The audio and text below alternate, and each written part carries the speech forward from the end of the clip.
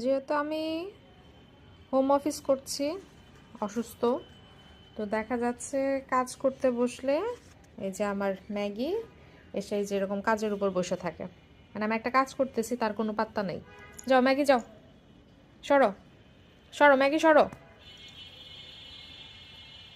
সে আরও ঠিকঠাক হয়ে বসে। এই যে এখানে বাকি দুইজন, আমি যেই রুমে ওরাও ওই রুমে।